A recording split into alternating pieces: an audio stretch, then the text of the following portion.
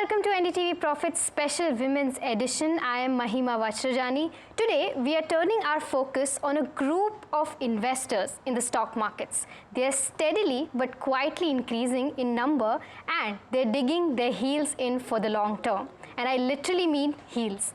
Women investors are the subject of this unique conversation today. In fact, the latest AMFI CRISIL fact book data shows that more and more women are now investing in mutual funds, and they have really taken to SIPs. 1 in every 4 mutual fund investors is a woman. This remarkable shift is not just in the number of women investing, but also in the average folio size. Women outpace men with a 24% increase in folio size compared to 6% for men between March 2019 to March 2024. Now, remember, a recent SEBI survey also showed that women trading in futures and options recorded lower losses as compared to men. Now, what does this tell us about women investor? Is she risk averse? Is she willing to want to create wealth, or is she simply testing the waters? To discuss all of this, I'm joined by a very special panel of guests and members today, that is Millennium Mams Club, a non-profit organization creating financial awareness and literacy amongst women. The founder and mentor of the club, Bishnu Dhanuka, also joining us from Kolkata, and one of their gurus, Ace Investor Chairperson and Managing Director of Prabhudas Leeladhar Group, Amisha Vora, also joining us in the studio. Amisha, welcome to NDTV Profit and welcome to this edition of Women's Day special. Before I open the ground to all the beautiful ladies out there, my first question to you is, I would want to start with this question. Women investors definitely are increasing day in and day out, but a woman investor who's 21 years old today, who's wanting to test those waters, what is that one advice that you would want to give her?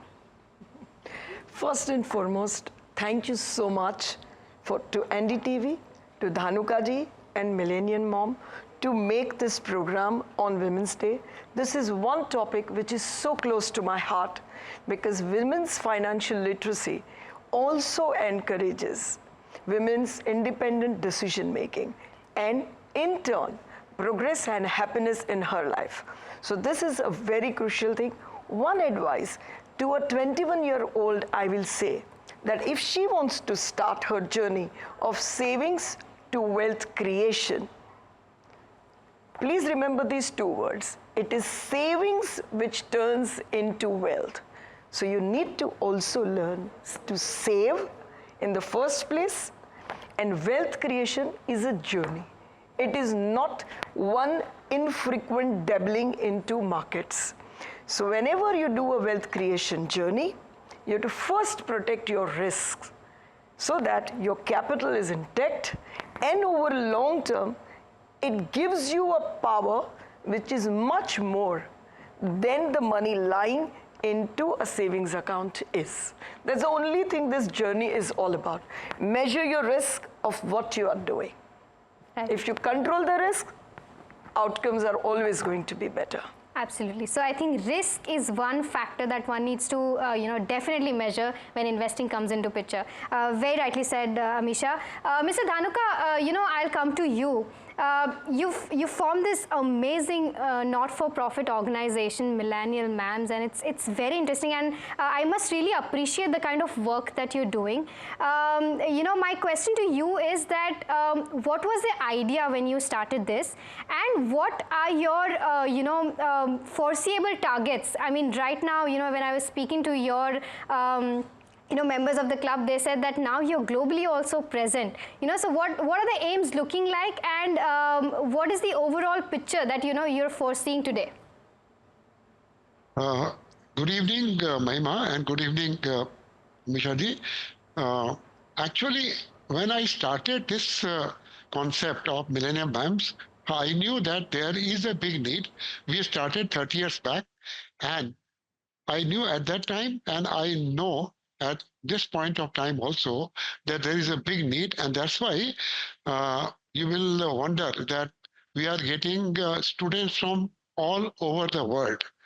Now, what Amisha ji is saying, that earning money and creating wealth, they are two different. We have mixed up both.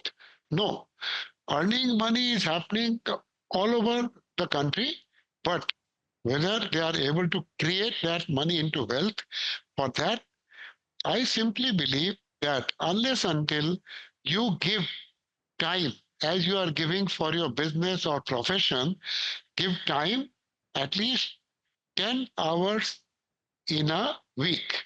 10 hours in a week for wealth creation. Wealth creation will never happen.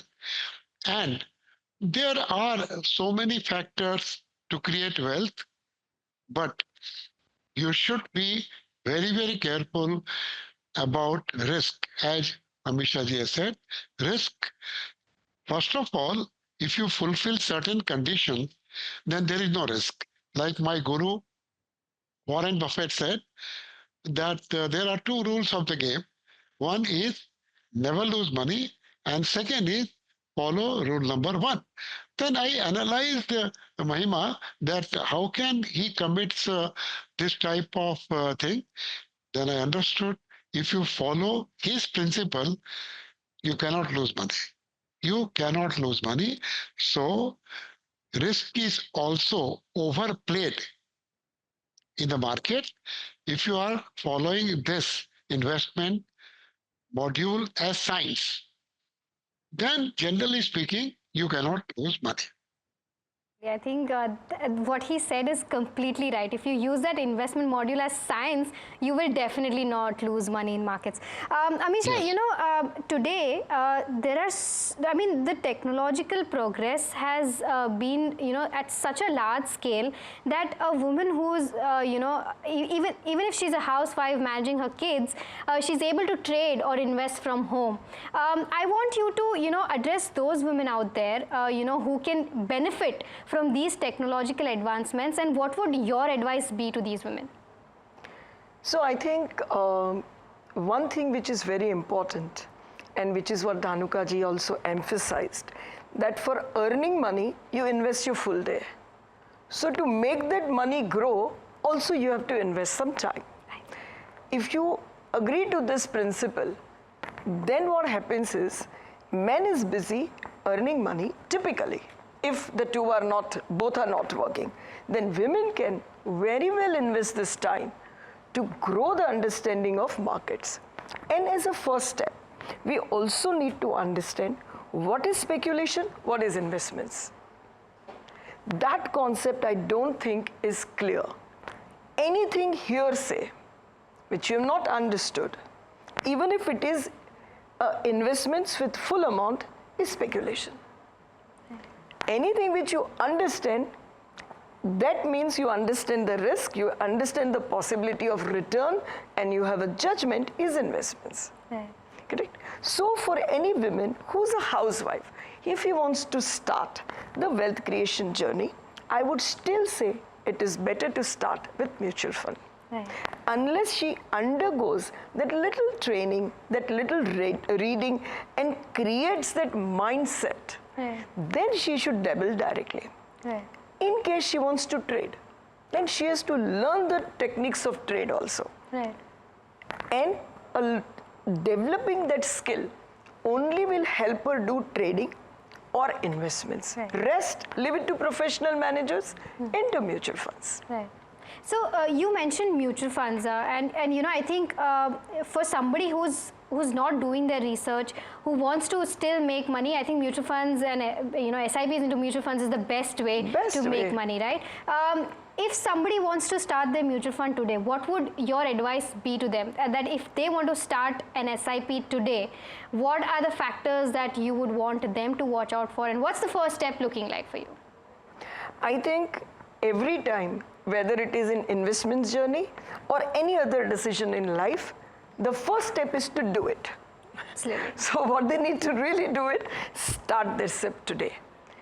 That is the beauty of a SIP, that it is averaging the entire period. So you are not taking call on market timing, which anybody, any which way cannot take. Right. You're not falling into those fallacies. You are averaging your investments, which will lead you to reach your goals. So starting a SIP is a minimum must if you want to start your journey. But beyond investing, I would like to take up one more topic here. When I say risk, one is the risk in the investments in the financial market. But risk to capital also comes when you are not fully insured. Right. So taking the right insurance for your life, for your medical needs, for your property is also an equally an important part of your journey of converting your savings into wealth. Absolutely. Else, some of these risks will eat away into your savings. Absolutely, absolutely. Very rightly mentioned, Amisha. Mr. Dhanuka, your top 3 takeaways, because you've yourself been an investor. What are your top 3 takeaways from the investment journey that you've had so far? Mahima, the first takeaway is panic is real. Panic is real. We should not act as a brave person, particularly after listening to NDTV Profit and other newspaper. No, panic is real because we are playing with our money. But don't get panicky, and that depends upon your entry point. If your entry point is very, very clear and strong, and you follow certain basic rules of the game, then you will never become panicky. One basic rule which I follow is invest in a company with 100% good promoter. 100%. I never compromise in this area. Now, 100% good promoter, panic is real, and third is by chance. If you have that courage to wait and wait and wait, like Mr. Warren Buffett is sitting on $324 billion cash in the bank and waiting. So by chance, if he goes right, it will be a big bonanza, and that's why my simple advice is opportunity meets preparedness, then it is called a miracle. Opportunity will come. You don't need to create that opportunity, but you should be prepared in 2 ways. One is bank balance, and second is your intellectual balance. Continue reading and reading and reading and reading. Something will come up, and what I believe, Mahima, if I get 5 good deals in my whole life, I'm done. Right. I don't need to think for 100 deals. That will never happen. So opportunity meets preparedness. Don't try to create opportunity. Opportunity will come on the platter, and continuously you have to prepare yourself. Right. Opportunity will come on platter, but you need to know which one to pick from that platter. Very rightly mentioned, Mr. Dhanuka.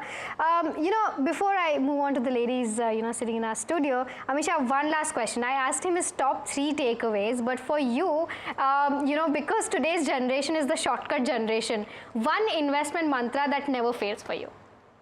So I have believed, of course, in quality, but quality and growth.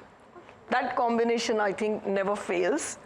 Because a number of times only quality stagnates so much that only the very deep understanding investor can stand by that sideways move.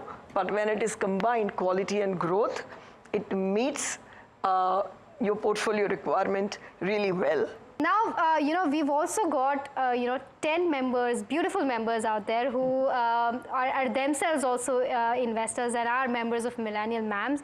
One by one, I'll ask them questions regarding their investment journey and how they have started their growth with Millennium Mams, and I'll also give them opportunities to, ask both of you questions, whatever questions they have today. I'll start with Nidhi, you first. Nidhi, he mentioned a lot of quotes and learnings from Warren Buffett. What has inspired you, when it comes to learnings from Warren Buffett? So, Sir's taught us a lot, Mr. Dhanuka, regarding Buffett's teachings, and we've been reading a lot of his books and even the letters to shareholders, he's written. And I think one thing that stands out is to stay away from noise. Living in Mumbai, it's not always easy, but obviously reading spending some time reading and learning, that helps. So staying away from noise, and also you can't really predict what is unpredictable, which is the market. So, it's okay to stay back, be cautious, and see what's going on. Right. Stay away from the noise. As she lightly mentioned, in Mumbai it is not possible. But Amisha, if you can, try to break that down for us, for our audience. Stay away from noise. How does one stay away from that noise? Because there is a lot of inflow coming in from everywhere, and how does one filter that out? So noise in financial markets, and particularly if we take equity market, means that when a lot of stocks are moving up daily and your friend says, I made this money, your other friend says, I made so much money, you invest here, this is what is going to happen, that is what is going to happen, all that, and otherwise, when the chips are down, they take it down to another level. Right. Either ways is a noise. Right. So what is not noise? Not noise is really seeing what is out of all this is going to impact the business, profits, and valuation. Right. That trio ultimately defines markets in medium term. Right. And if you set your sight right on this, then rest is all noise. Right, absolutely. Shweta also has a question. Her question, Shweta, in fact, before I go to your question, I would like to ask you a question because you yourself are an investor. So far in your investment journey, what has been the biggest lesson that you have gathered that you would want to share today on this platform so that other women investors out there don't repeat the same mistake? Thank you, Mahima. I think my biggest learning is to start early. I was not lucky enough to start as early as 11 as Warren Buffett or even later. But one message to all women watching this show, we have to start early so that we all can live to see the power of compounding of our investments. So that's one of my biggest learnings in my journey. Absolutely, and I think that is a learning that everybody should consider, and that is why that's the probably the message that we are trying to get you through this show, that as a women investor, as anybody out there, start as early as possible, because compounding otherwise won't work in your favor if you I'll just add without you asking. No, definitely. I just became a grandma. Okay. And to my granddaughter, I gifted investments. Perfect. Without buying anything else. I said, let me just plan from day zero her investments. Absolutely, and that's the perfect gift that you can. Correct. That's the ultimate power of compounding unfolding. Absolutely. Arshia, I'll come to you. You have a question for our gurus out there. What's your question, and whom is your question directed to? Yeah, hi. Hi, Amisha. My question is directed to you. I would like to ask, in such current volatile times, the PSU banks and the oil and gas, they are underperforming. So what would be a contrarian approach in such times for investments, if we have to look at it? No, I wouldn't say a contrarian approach. I think the underlying principles of investments still remains good management, defined in so many ways, good growth at good valuation, right? So when it comes to oil and gas also, there are many parts to it, but that business thoroughly is a commodity business. So you cannot make a compounding out of a commodity business anyways. When it comes to PSU banks, when you are extremely undervalued, say at 0.3 price to book, 0.5 price to book, yes, you will go to a slightly better, say 1.1 price to book. But their ROA, their ROE can typically always be lagging the private sector, which is faster in decision making, better in decision making. So if they have fallen, they have just come back out of the euphoria, if you ask me. And I would still say, in this panic, you can't choose them. You have to still, because you're getting everything on your platter. You're getting better businesses at better valuation. So you need to do a little more homework, I would say. All right. So Bhakti also has a question. Bhakti, who is your question to? So my question is also for Amisha. The question that I have is that in the current geopolitical tensions and with the new US tariffs, should investors like us be concentrating or focusing on domestic stories? Certainly. See, what markets are exhibiting right now is what we understand, or I believe, is that first a little bit of derating started happening. Then the economic slowdown, because re-rating of the markets were extremely heavy with huge new savings and investors coming in. Then little bit of economic slowdown. Now what market is facing at this juncture is even profits going to derate with the tariff structure? Tariff structure can possibly disturb your exports or bring competition through imports, correct? So it can impact either side. But safer haven, yes, could be domestic consumption, but even that will require a little more deeper study as to how that segment is protected.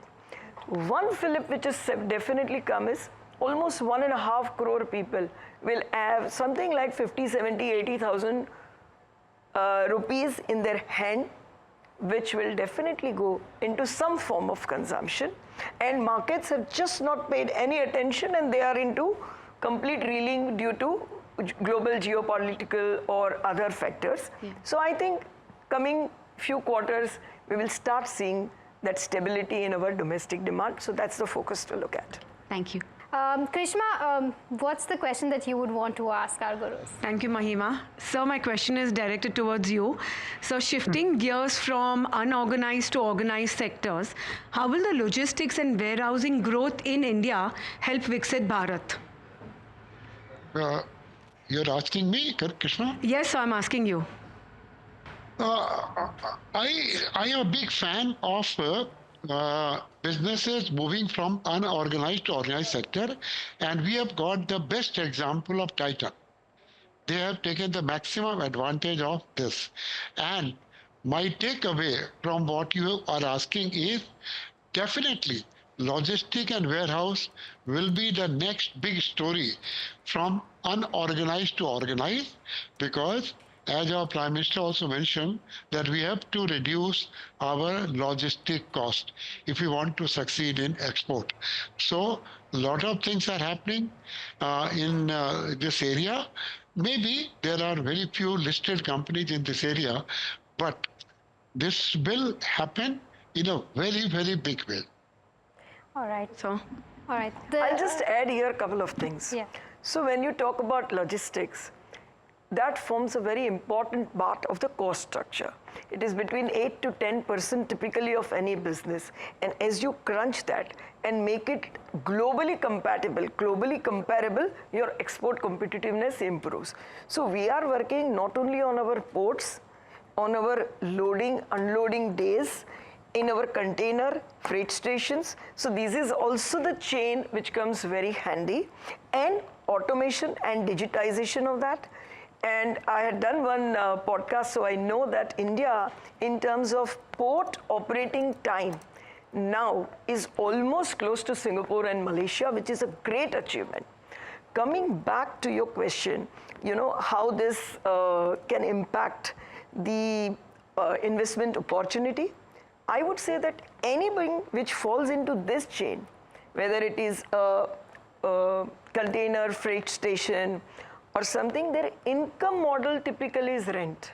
So it's an annuity business. Once again, you might get opportunity to invest in business which compounds. This will be you invest and you get some return, right? It can have growth, but always for growth you need capital. Yeah. You need to search businesses which needs less capital for growth, so the impact of compounding is higher. Right. thank you. Right. So one more question from Meenakshi. Hello Mahima, Amisha, Dhanuka ji, namaskar. So I had our guru Dhanuka ji, he has taught us a lot about his guru Warren Buffett. And when everyone is greedy, be fearful. And when others are fearful, be greedy. So Amisha, I would like to ask you a question. In the current scenario, how can we leverage as women the current scenario to create long-lasting and great wealth for ourselves. So markets have started becoming fearful. Are they really showing a level where all fears are, when all fears are there, typically the levels at which you get is at historic 8 to 10 times. Markets are at 26 and 27 at 18 to 20 times. So there is a still time when you get just a complete sale which is happening on the stock market. When you get that, as what you said, remain prepared. What is that few businesses on your radar which you are getting at that discounted price, which you will never fail? We are reaching and approaching that almost, I would say. Are we there yet? I don't think so. That's the best way to, end this conversation. Thank you so much, Amisha, Mr. Dhanuka, and all of you, all Millennium Mams out there. Thank you so much for taking our time and, giving us all those insights at NDTV Profit.